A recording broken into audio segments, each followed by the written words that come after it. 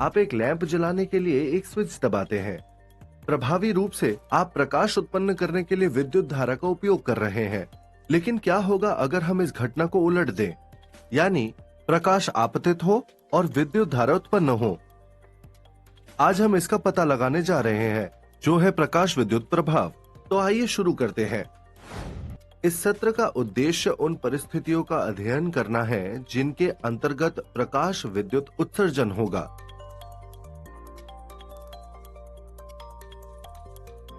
हम जानते हैं कि धातुओं में बहुसंख्य मुक्त इलेक्ट्रॉन होते हैं जो धातु के अंदर यादृच्छिक गति करते हैं।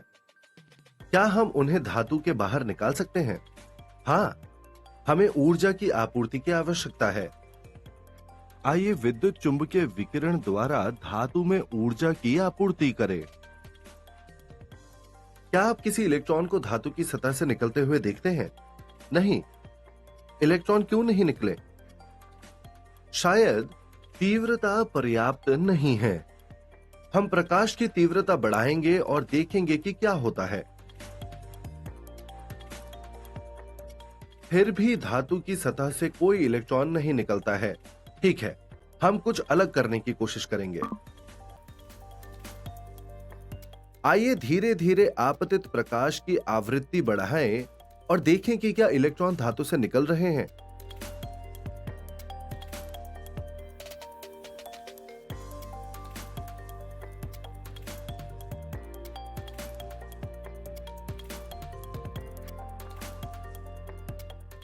हाँ, अंततः हम इलेक्ट्रॉनों को धातु की सतह से बाहर निकलते हुए देखते हैं। इन इलेक्ट्रॉनों को प्रकाशिक इलेक्ट्रॉन कहा जाता है, क्योंकि यह प्रकाश विद्युत प्रभाव नामक एक घटना के कारण होता है। तो इन प्रयोगों से हमें क्या सीख मिलती है? हम समझते हैं कि एक निश्चित न्यूनतम आवृत्ति होती है जिसके आगे प्रकाश विद्युत उत्सर्जन देखा जाता है। इस न्यूनतम आवृत्ति को देहली आवृत्ति कहा जाता है। यदि आपतित प्रकाश की आवृत्ति देहली आवृत्ति से कम है, तो विकिरण की तीव्रता बढ़ाने पर भी प्रकाश इलेक्ट्रॉन उत्सर्जित नहीं होंगे। अब आपको एक प्रश्न मिल सकता है, क्या सभी धातुओं के लिए देहली आवृत्ति समान होती है? नहीं, विभिन्न धातुओं में अलग अलग देहली आवृत्तियां होती हैं।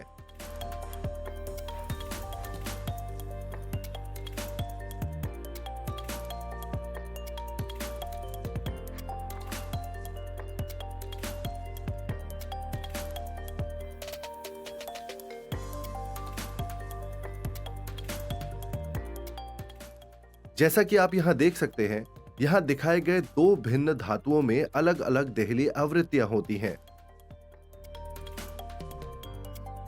धातु 1 के लिए देहली आवृत्ति पीले प्रकाश की आवृत्ति के समीप है और धातु 2 के लिए यह नीले प्रकाश की आवृत्ति के समीप है। हम जानते हैं कि विकिरण की आवृत्ति तरंग दैर्ध्य के व्युक्त क्रमानुपाती होती है।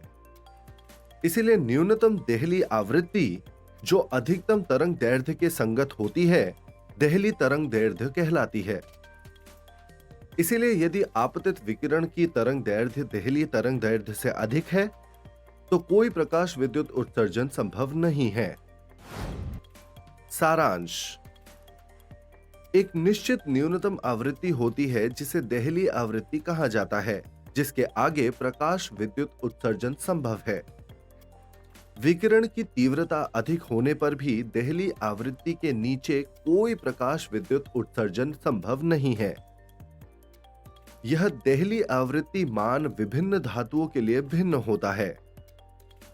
देहली आवृत्ति देहली तरंग दैर्ध्य के संगत होती है, जो अधिकतम तरंग दैर्ध्य है जहां तक प्रकाश विद्युत उत्सर्जन संभव है। अब आप सोच रहे होंगे कि इस आसान प्रभाव के लिए कितने अनुप्रयोग हो सकते हैं। एक जिसे आपने पहले निश्चित रूप से उपयोग किया है, वो है फोटोकॉपियर, अतिरिक्त चरणों के साथ। शायद अगली बार हम इन अतिरिक्त चरणों के बारे में और जान सकें।